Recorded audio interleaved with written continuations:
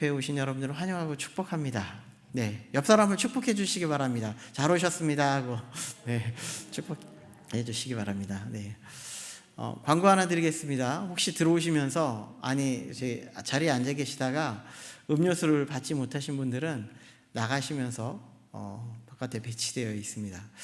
가져가시면 될 것 같고요. 신동영 목사님께서 찬주해 주셨습니다. 네, 네, 감사합니다. 네, 오늘 룻기를 요즘 계속 여러분들과 함께 보고 있는데요. 제가 이 룻기를 시작하면서 항상 그 조직신학적인 그런 측면에서 하나 여러분들과 한번 보면서 여러분들과 나가고 있습니다. 근데 사실 룻기를 이렇게 전체적으로 보면 하나님의 섭리라는 관점에서 우리들이 계속 볼 수 있을 것이고요. 하나님의 섭리라는 관점에서 제가 처음에 말씀드렸던 건 하나님의 주권이었습니다. 하나님의 주권이었고, 두 번째 말씀드렸던 것이 바로 섭리에 대해서 여러분들에게 말씀을 드렸죠. 그래서 섭리라고 하면 하나님의 보이지 않는 손입니다 라고 이렇게 이야기를 했습니다. 하나님께서 우리들의 모든 걸음 속에서 하나님이 보이지 않는 손이 우리들에게 자꾸 섭리해 주시고 간섭해 주시고 이끌어 주십니다 라는 것을 여러분들에게 말씀을 드렸습니다. 그리고 오늘은 그리고 그 지지난주겠죠. 수요일에 헤세드에 대해서 여러분들과 함께 잠시 나누는 그런 시간을 갖게 되었는데요. 오늘은 그 헤세드와 유력한 자에 대한 그런 내용을 한번, 유력한 자를 통해서 하나님이 어떻게 헤세드의 은혜를 베풀어 주시는가에 대해서 한번 살펴보는 그런 시간을 갖도록 하겠습니다. 지난 시간에 여러분들에게 말씀드렸던 이 헤세드라는 의미를 들었지만 못 들으신 분들을 위해서 다시 한번 잠깐 돌아보는 시간을 갖도록 하겠습니다. 헤세드라는 것은요, 사랑, 자비, 인애, 신실함, 긍휼이라는 내용을 가지고 여러분들에게 말씀을 드렸는데요. 사실 여기에서 말씀드리지 않았던 내용 중에 말씀을 드렸는데 조금 다르게 여러분들에게 강조하고 싶은 것이 무엇인가 하면 언약적 충성이라는 겁니다. 무엇인가 하면 이 헤세드라는 것은 언약을 중심으로 해서 모든 것이 이루어지고 있는데, 하나님께서는 이것에 대해서 모든 것을 다 지켜나가신다, 충성스럽게 모든 것을 다 이끄신다 라는 것을 말씀드릴 수 있다라는 거예요. 그래서 마지막으로 여러분들에게 말씀드린 것이 무엇인가 하면 끝까지 지키시는 사랑이에요. 하나님은요, 우리를 향하여서 하나님의 그 사랑을, 하나님이 약속한 것을, 하나님이 언약하신 것을 끝까지 지키시고 하나도 그냥 버리지 아니하시고, 이것 때문에, 이 언약 때문에 우리들에게 모든 것을 다 그 사랑으로 베푸시고 계시다라는 것을 이야기해 주고 있다는 것이죠. 그래서 헤세드 하면 여러분들이 꼭 기억해야 되는 것이 무엇인가 하면 바로 언약입니다. 언약, 약속. 하나님이 우리에게 어떤 약속을 해주셨는가, 하나님이 우리들에게 무엇을 이렇게 약속을 해주시는가, 이것을 꼭 기억해야 된다는 거예요. 그래서 신명기서 7장 9절 말씀을 보니까 이렇게 되어 있습니다. 자, 신명기 7장 9절 이렇게 되어 있습니다. 그의 계명을 지키는 자에게는 천대까지 그의 언약을 이행할 것입니다. 그의 계명을 지키는 자에게, 하나님의 말씀에 순종하는 자는, 하나님의 말씀대로 살아가는 자는 천대까지. 이 천대까지라는 말은 뭐냐면요, 끝까지 너희들에게 지치지 않게 너희들에게 모든 것을 다 지켜나가겠습니다, 이 말씀을 하고 있는 거예요. 언약을 지키시겠습니다. 그리고 여기 인애라는 말이 나오죠. 이 인애라는 말이 바로 헤세드입니다. 헤세드. 하나님께서 이런 사랑을 우리에게 끝까지 지키면서 이루어 주시겠습니다 라고 이렇게 말씀해 주고 있습니다. 오늘은 조직 신학적인 측면은 아니고, 이 조직 신학적인 측면에서 구원론이라든가 아니면 교회론도 마찬가지고요, 꼭 하나님께서 우리들에게 기독론도 마찬가지고요, 우리들에게 주고 있는 메시지가 있어요. 성경이 우리들에게 주고 있는 메시지, 하나의 메시지가 있는데, 그것이 무엇인가 하면 바로 은혜입니다. 은혜 많이 들어봤잖아요. 은혜가 무엇인가를 잠깐 돌아보고, 하나님께서 우리들에게 어떤 은혜를 베풀어 주고 계신가, 그것에 대해서 한번 살펴보려고 합니다. 자, 은혜란 무엇인가 하면요, 이렇게 그 정의를 내릴 수 있을 겁니다. 자, 은혜란 받을 자격이 없는 죄인에게 하나님이 거저 베푸시는 호의, 사랑이라고 이야기할 수 있을 것 같습니다. 받을 자격이 없는 죄인에게 하나님이 거저 베푸시는 호의이며 사랑이다 라고 이렇게 이야기를 할 수 있다는 겁니다. 그러니까 이 말씀은 다른 말로 하면 값없이 주시는 하나님의 선물이라고 말씀드릴 수 있어요. 그래서 은혜를 조금 구분을 해서 여러분들에게 한번 말씀을 드리면 이렇게 나누어 볼 수 있을 겁니다. 자, 첫 번째는요, 에베소서 2장 8절 말씀에 보니까 이렇게 되어 있어요. 우리 함께 한번 읽어 보도록 하겠습니다. 자, 시작.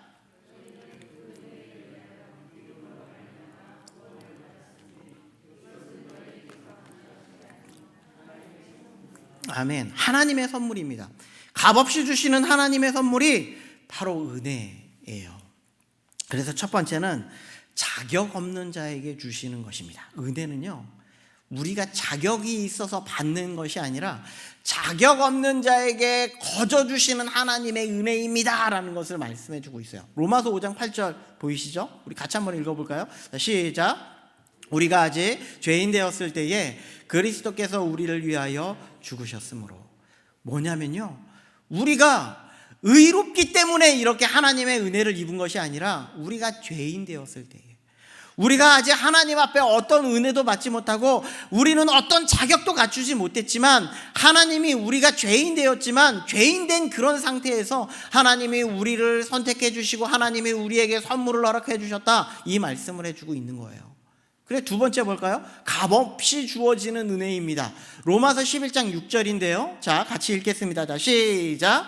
만일 은혜로 된 것이면 행위로 말미암지 않음이니 라고 이야기하고 있어요. 은혜는요, 우리의 행위로 주어진 것이 절대로 아닙니다. 우리가 어떤 노력을 해서 얻어진 것이 아무것도 없어요.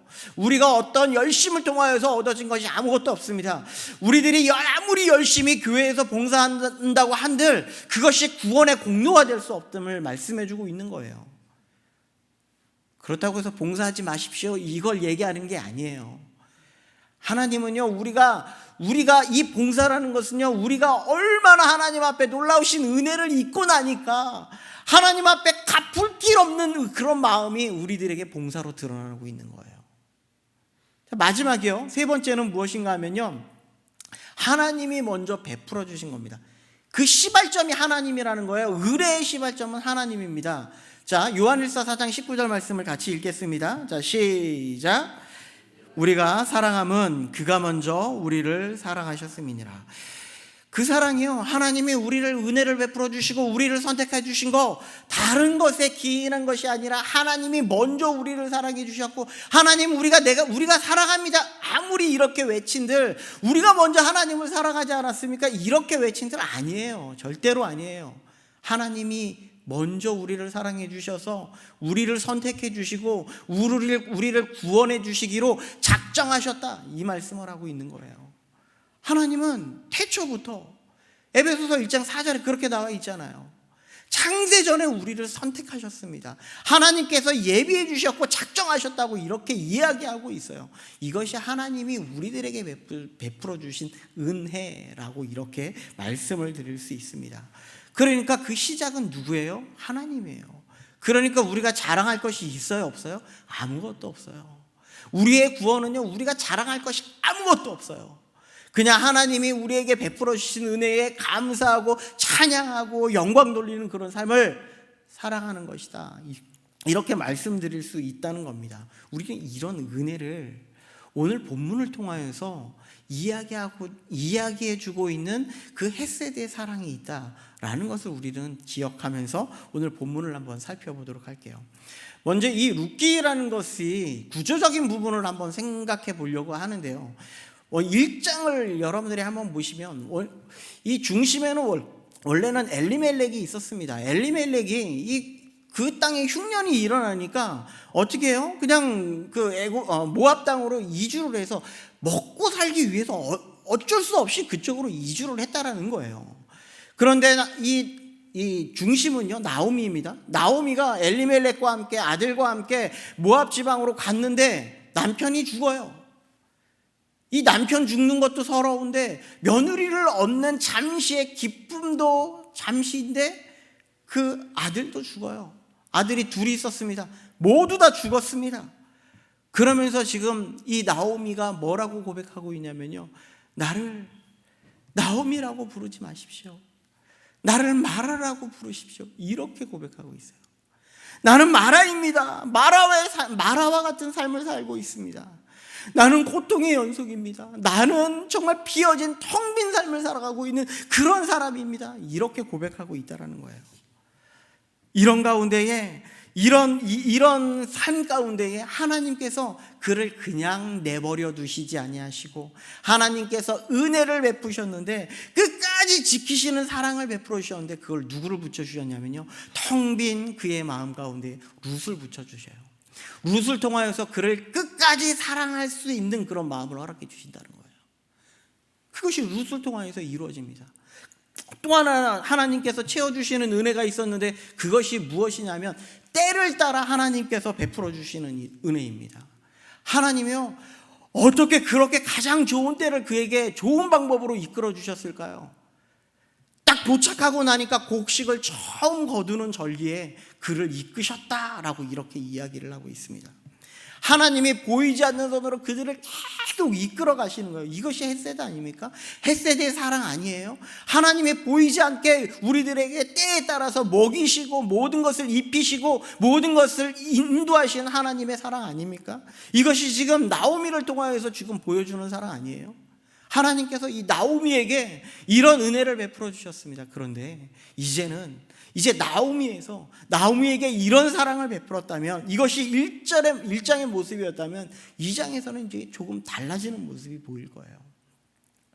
이 말씀을 준비하면서 이런 생각을 한번 해봤습니다. 1장에 있는 나오미의 모습이 꼭 우리의 인생의 모습 같지 않습니까? 너무나 비참한 우리들의 모습이고요, 죄로 정말 깨어진 우리들의 모습이고 어떤 것으로도 해결할 수 없는 우리의 인생의 모습 아닙니까? 그러나 하나님께서는 나오미에게 은혜를 베풀어 주셔서 룻을 붙여주셨던 것처럼 하나님께서는 우리들에게 예수 그리스도의 그 십자가의 은혜를 우리들에게 붙여주셔서 하나님의 그 은혜를 알게 하시고, 또한 우리가 예수 그리스도의 그 십자가를 통하여서 우리가 구원받는 놀라우신 은혜가 성령님을 통하여서 우리에게 채워주시는 은혜가 우리에게 차고 넘치지 않습니까? 성령님이 우리의 마음속에 와주셔서 우리의 마음을 만져주시지 않으면 예수 그리스도를 고백할 수도 없어요. 예수 그리스도를 알 수도 없고요, 예수 그리스도를 거부할 거예요. 그런데 하나님께서는 얼마나 신실하십니까? 하나님의 때에, 하나님이 원하는 시간에 우리를 한 사람 한 사람 불러주시고 예수 그리스도를 알게 해주셨다. 이것이 1장을 통하여서 우리에게 부어주시는 하나님의 은혜라는 거예요. 그런데 하나님은요, 고린도 후서 1장 4절이 보니까요, 이렇게 되어 있습니다. 우리 함께 읽어보도록 하겠습니다. 자, 시작.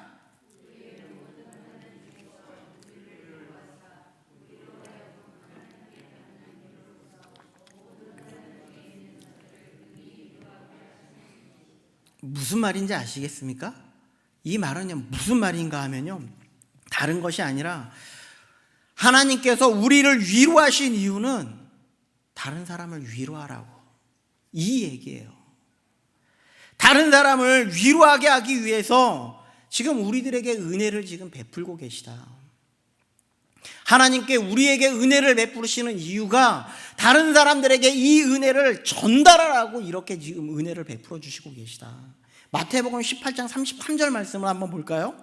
내가 너를 불쌍히 여김과 같이 너도 내 동료를 불쌍히 여김이 마땅하지 아니하냐. 하나님께서 우리에게 긍휼의 사랑, 은혜의 사랑을 베풀어 주셨으면 그 긍휼의 사랑과 은혜의 사랑을 다른 사람들에게 똑같이 베푸는 것이 합당하지 아니하냐, 이 말씀을 하고 있는 거예요.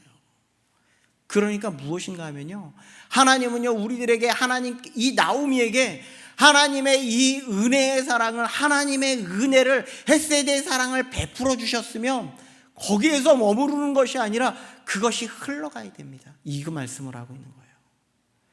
지금 어떻게 그에게 베풀어 주신 이 놀라우신 헷세드의 사랑이 어떻게 흘러가고 있는지를 우리 한번 2장 3장을 통하여서 이런 흐름을 한번 살펴보고자 합니다.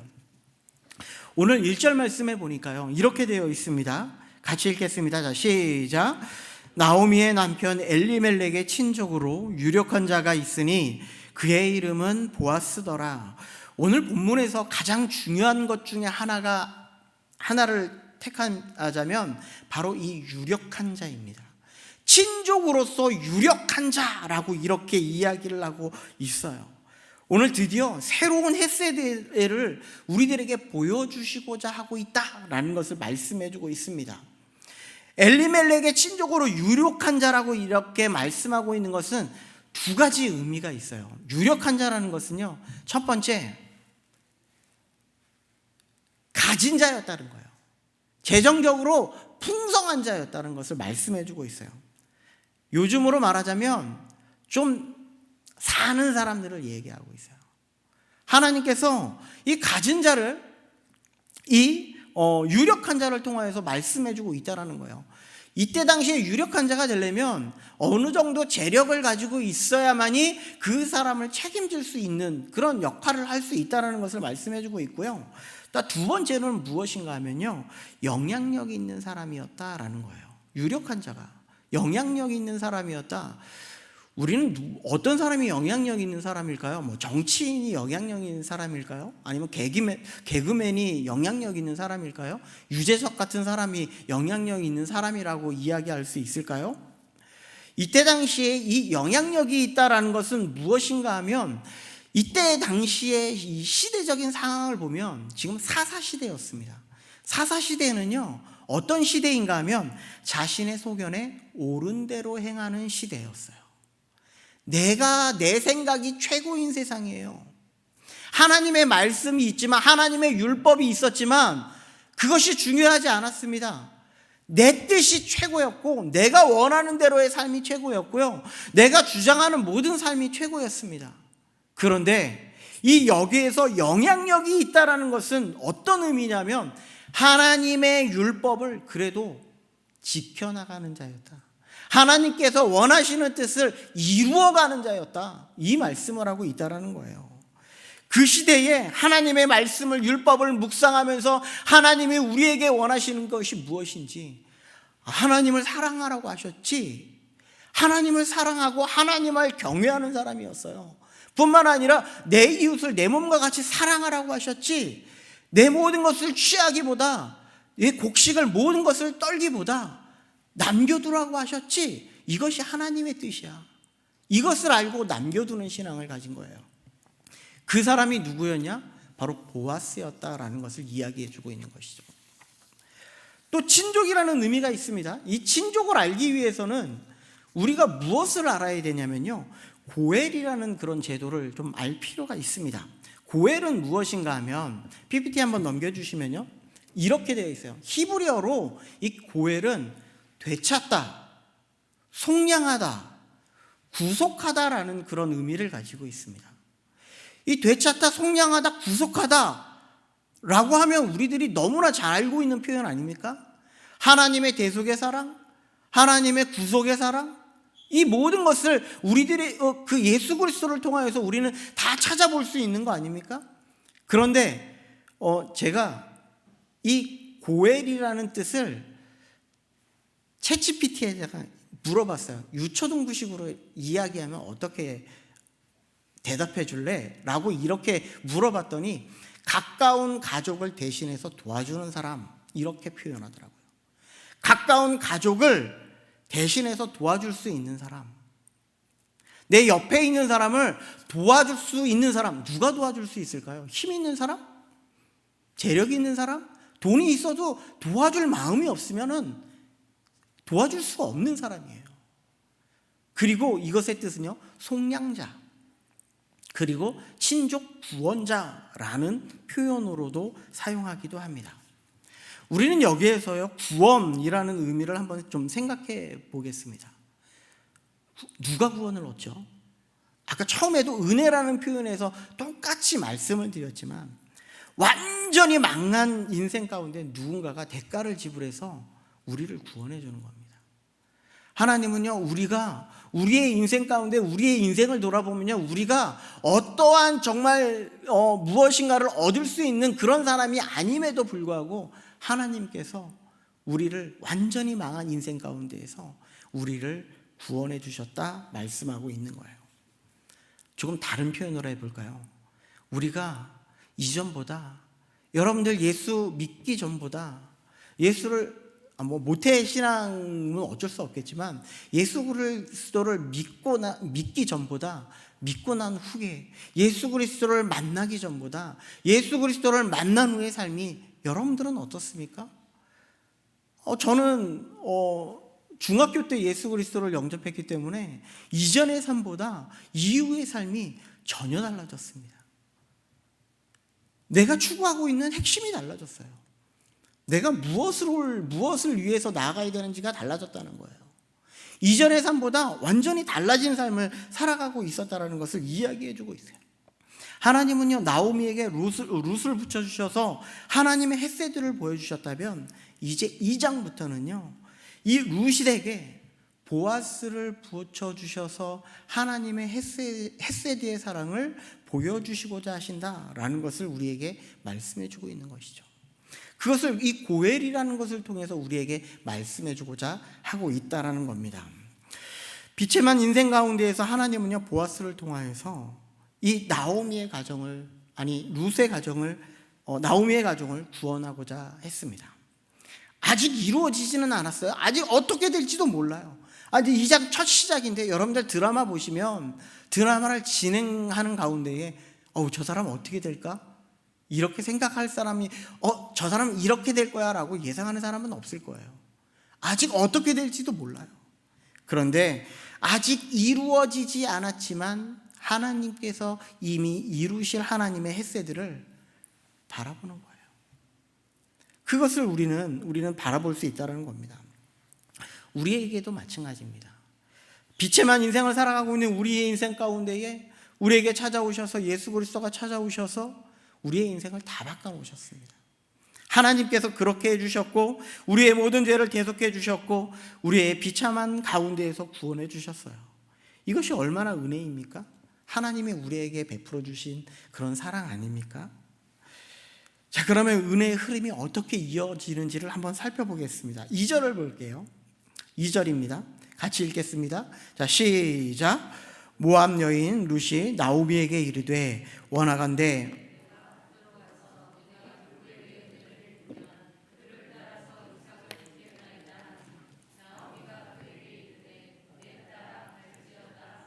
아멘.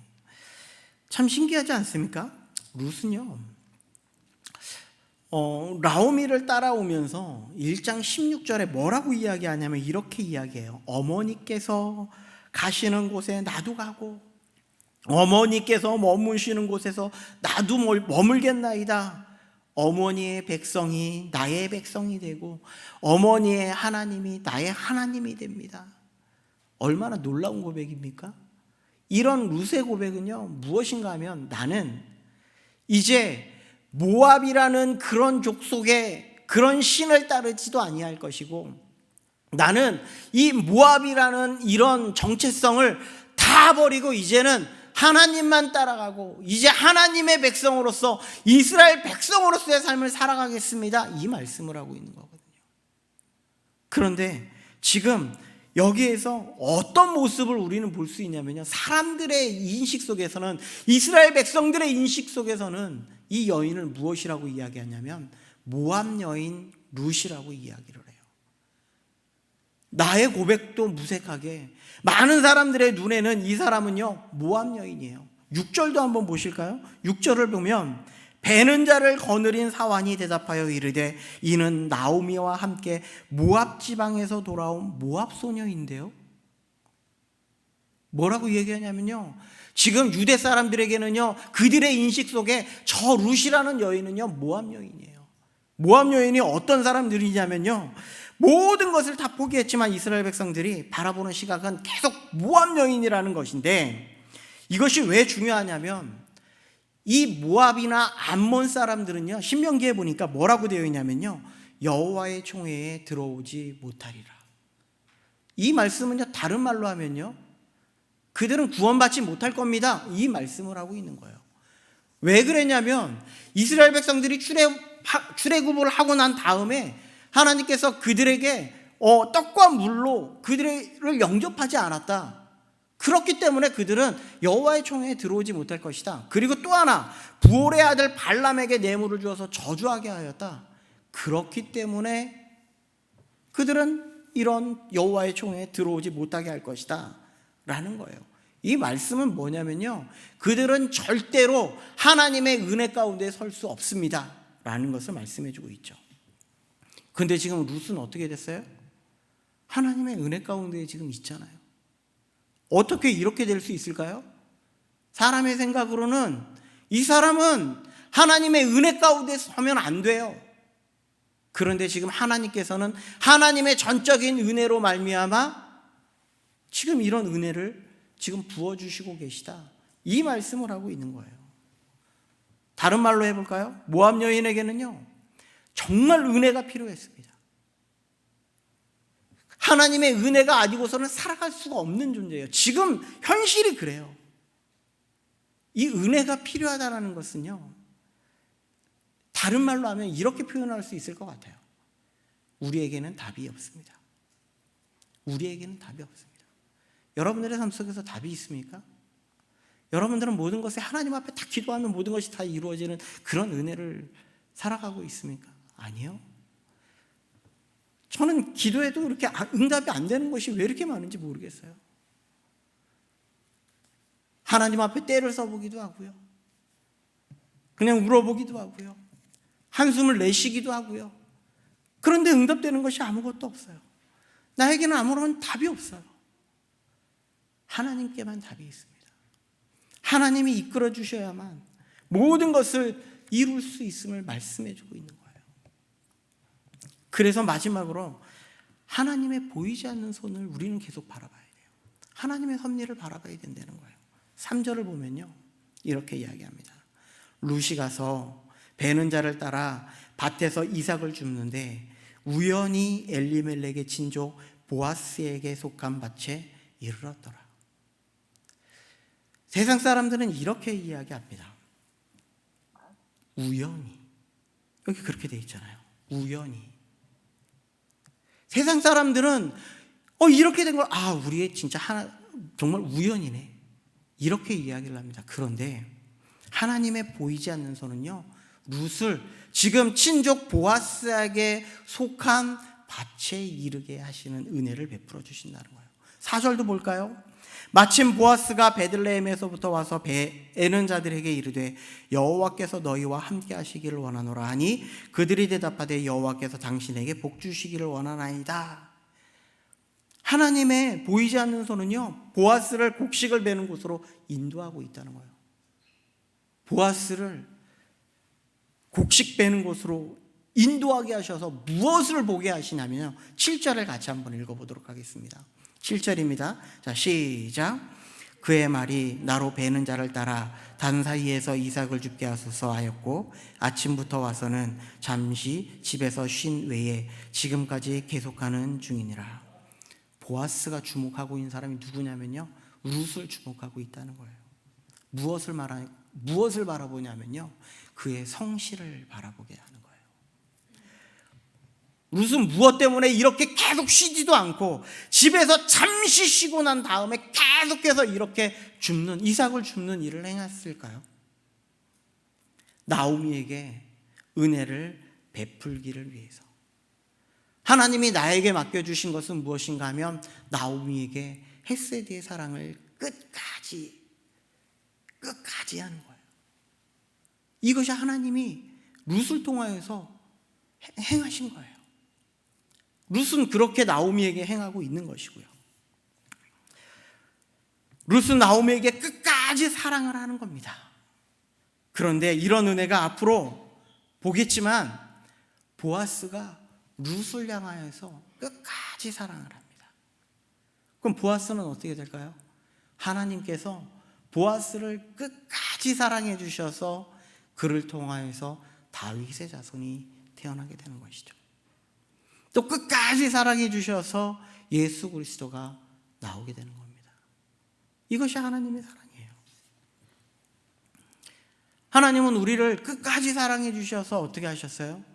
예수 그리스도를 이 땅 가운데 보내주셨고 십자가를 지게 하는 놀라우신 은혜를 베풀어 주셨어요. 이것이 바로 십자가의 사랑이잖아요. 우리가 오늘 본문을 통해서 보는 것은 무엇인가 하면요, 하나님의 놀라우신 은혜의 흐름이 있음을 우리는 보게 되었습니다. 여전히 사람들의 눈은 이 룻은 모압 여인이었고 모압 소녀였습니다. 자격도 없습니다. 내세울 것도 없고요, 하나님의 백성 공동체 안에서 그들이 함께 할 수도 없는 그런 자였다라는 거예요. 그런데 하나님의 시선은요, 그때부터 일하기 시작했다는 겁니다. 하나님이 그때부터 일하기 시작했어요. 룻이 보아스 밭에 가게 된 것은요, 성경적인 표현으로는요, 우연히 가게 되었지만 사실은 보이지 않는 하나님의 손이 그를 계속 이끌고 계시다는 것을 여러분들이 보셔야 돼요. 여러분들에게도, 우리에게도요, 하나님의 보이지 않는 손이 여러분들을 계속 이끌고 계시다는 것을 여러분들 아셔야 되고요, 우리들의 옆사람, 지금 내가 다른 사람에게 그렇게 붙여주신 그런 사람이라는 사실을 여러분들은 계속해서 기억해야 한다는 사실입니다. 이것이 하나님이 우리들에게 베풀어 주신 사랑이고요, 하나님이 우리에게 말씀해 주시고자 하는 놀라우신 은혜라는 것입니다. 우리는 이런 고백의 믿음을 해야 할 겁니다. 내 인생은 우연이 아니라 하나님의 헤세드의 은혜의 사랑 가운데 있습니다. 이런 고백이 있어야 돼요. 여러분들의 모든 삶 속에서요, 우연이 아닌 하나님의 사랑으로 그 가운데 설 수 있는 그런 모든 성도님들 될 수 있기를 주님의 이름으로 축복드립니다. 이 시간 우리가